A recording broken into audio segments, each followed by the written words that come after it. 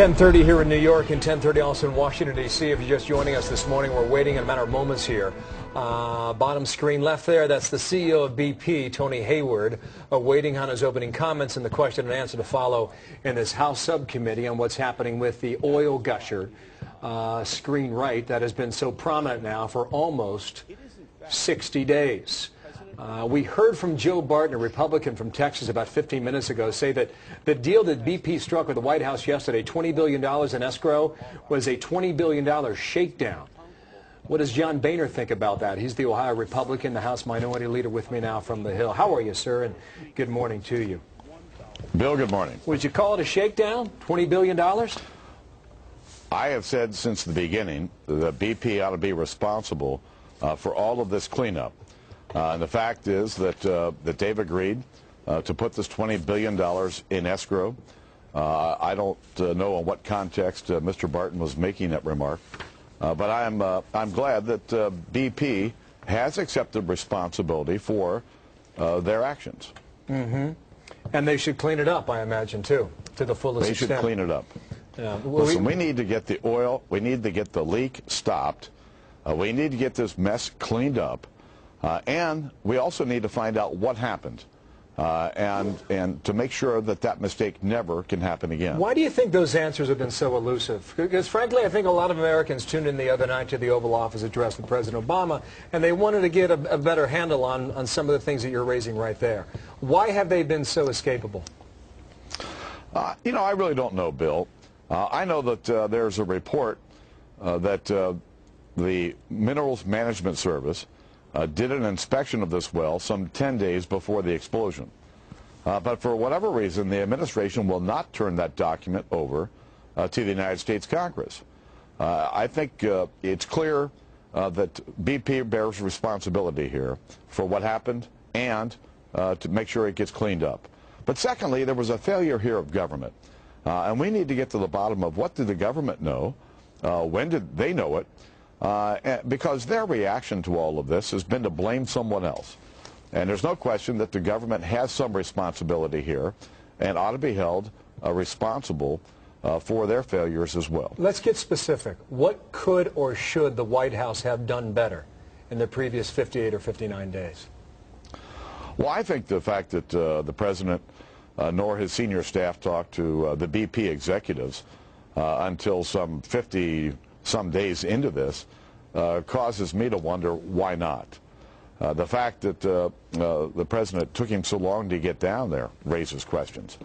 But I do think that... just stop on that point. Do you think that would change the facts that we're seeing today through this camera that's on TV?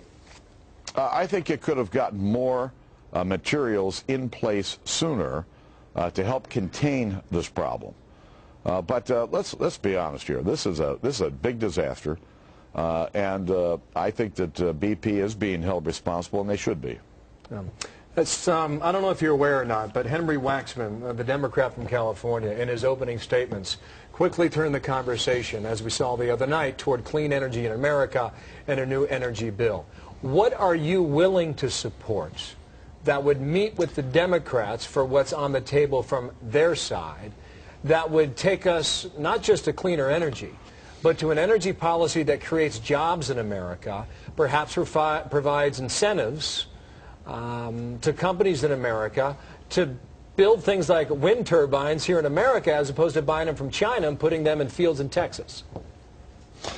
Well, Bill, what's happening here is that the President and some liberals here in Congress want to use this disaster as an excuse for imposing their cap-and-trade national energy tax on America. And what this bill would do would be to drive up the cost of energy in our country and drive millions of American jobs overseas. This is not what the American people want. And what we really need to do is to sit down in a bipartisan way to figure out how we do all of the above. Because the green energy we all want, and we want it sooner rather than later. But it's going to take a number of years for it to ramp up. And in the meantime, we've got to continue to explore for oil and gas. We need clean coal technology. We need nuclear energy. And yes, we also need to speed up the development of renewables. And we can do that. But we ought to be doing it together And we should not use this disaster as an excuse to do irresponsible cap-and-trade legislation, which now they're talking about trying to do after the election.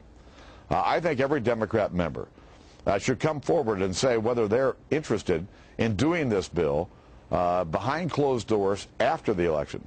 I think the American people ought to know this before the election. Just to let our viewers know, there's an article written today about a lame duck session that could pass this through before the new Congress would come into place and be seated about, come January. Just one more quick question on this, and I understand your position, the argument you're making here. As it stands today, and the House has already passed its version, it's sitting on the floor of the Senate, or not quite yet on the floor of the Senate. Many argue that it cannot pass today. Do you believe this Congress is ready to pass a clean energy bill or a cap-and-trade bill, whatever phrase you want to attach to it? Yes or no? Well, the House passed this bill a year ago, but if you had that same bill on the House, on the floor of the House today that passed a year ago, I think they'd get 50 less votes because people understand how devastating it would be to our economy. Wow. John Boehner, thank you for coming in today, the House Minority Leader, the Republican out of Ohio, as we wait on Tony Hayward. John Boehner, thank you. Thank you. Patty Ann. And wow.